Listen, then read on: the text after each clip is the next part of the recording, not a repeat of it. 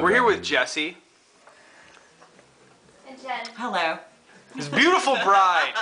Wife, actually. We're official now. Well, bride. Isn't that the same thing? Bride, wife. Yeah, it's the same. Wife. It is? Yeah, synonymous, totally. Bride. Absolutely. Something new every day. Yes, I'm a bride every day? absolutely. Wow. Pure love incarnate. Oh, I love that so much better. I don't Just- ever like the word wife. I like the word bride. Nice. All right. A new development. Said and done. So what inspired me to pick up the camera and ask Jesse, hey, can I get this on video, was that Jesse is a Burning Man veteran. And Old school. Old school Not Burning that Man. old school. Like 10 years old school. So That's- there's older. That's pretty original. And you were just talking about your guiding philosophy while walking around and just being at Burning Man. Could you and I was like, wow, you know what? That's just a beautiful, wonderful philosophy. Can you just please talk about that? So one of the philosophies that I've learned to try and share with people is that Burning Man is a very unique and special environment. And everyone who has the desire should go explore that very special environment. And it's important to realize that all the creatures of nature are there. And I mean all creatures of nature in the world are at Burning Man. And when you acknowledge that, it's important to treat everyone there, what I like to use is treat everyone there as if they're a genius. And that you're walking around a city full of geniuses, and that every single person there is something you can learn from them. And when you embrace the knowledge that you don't know who you're speaking to, and you're going to have this incredible connection with them, and that you can learn from them, and that they can learn from you, that environment of like mutual respect and just respect of knowledge and respect of learning is kind of what makes Burning Man so magical. And what comes to mind too is that it almost blurs the line between your own mind and what's real, in the sense of, is there a difference? What you think creates your experience, and even how other people show up in your own life. Yes, the lines of reality are definitely, well, that's why I like to say there are all walks of life will be found there. So let your imagination kind of go with that. And I used to use the word like angel or nymphs or fairies or like, I mean, you name it. Just leprechaun, any like, creature. You take any creature that you've ever heard of. Right. In mythology. Right. In any mythology throughout the world, this is a place, it's like a haven for mythological energy and mythological, and that, it's like, and that's what the kind of calls it the magic. It's like, and it's alive there. Wow. And it's like, you know, you never know, there's this... How about the love and the beauty? The love, the love and the beauty is huge and is growing all the time. And the more it grows, the better. And there was some tough, the family and the community has gone into some tough times this year because we would like to include everyone.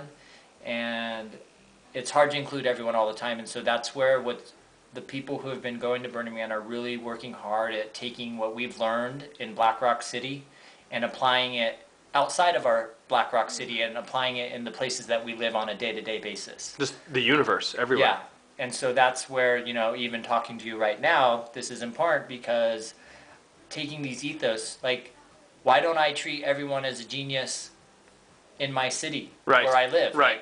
Like, why only at Black Rock City do I think everyone's a genius, but in the real world, I treat people differently? Right.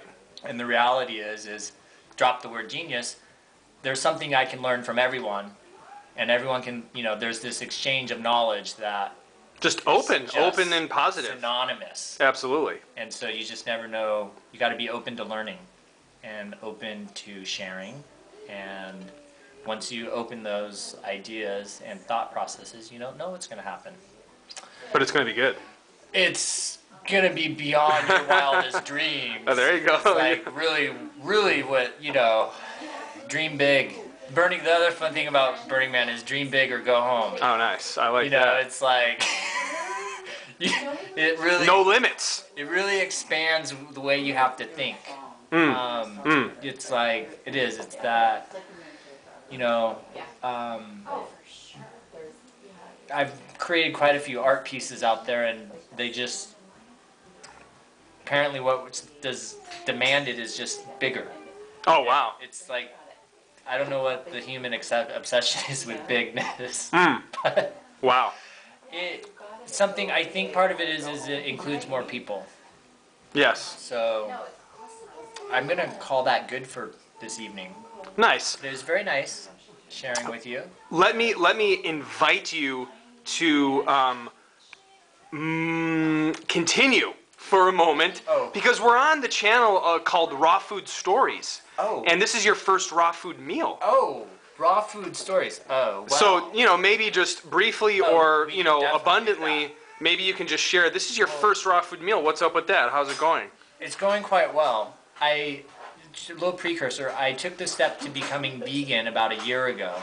And so vegan was kind of our intermediary step on our way to raw, because we're still trying to figure out the difference between vegan and raw and Gotcha. what the difference is. And this is an amazing taco, Yeah, yeah. which we're using. It's like an empanada, but we're using no cooked ingredients. Correct. And so here we have it being delivered to my mouth. Yes.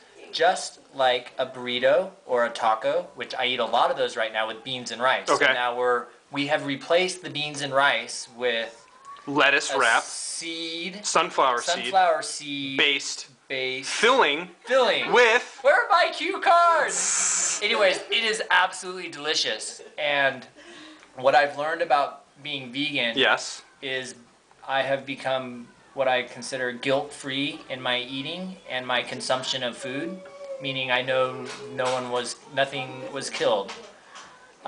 And that to me is very important, that no one died. And that was just, from what you were saying before, a natural feeling that arose. It's not like you were going for that. Yeah, no, I did. It was what I discovered after going vegan, and just kind of this, all of a sudden there's this clarity. The shift. And I felt like, literally, I felt like my roots to the earth, like, reached out, or like the earth reached out to me, like some sort of connection with nature became much stronger when I stopped eating animals. Got it. Like, that was what's interesting. And so I'm excited as we make our transition into being raw, what sort of feeling is going to shift on that level as well. Yes, I am too. And so for those of you who aren't familiar with what raw is about not altering the minerals and the ingredients in the food that is naturally provided for us to consume. True. So we'll see what it does. It's Awesome. good. Oh, and here comes dessert. Whoa, what's that? Yeah, which makes me think I better finish my tacos. Pia, what's in this? It's a chia chocolate pudding. Chia chocolate No, pudding. excuse me, maca chia. Maca chia chocolate pudding with Mesquite. bananas and coconut and mesquite. Talk about maca for a second. Maca's pretty amazing. Maca's a super high energy, like just Peruvian sacred sacrament of love. And I encourage everyone to experiment with it joyfully. Jesse, thank you so much for your time and for your genius.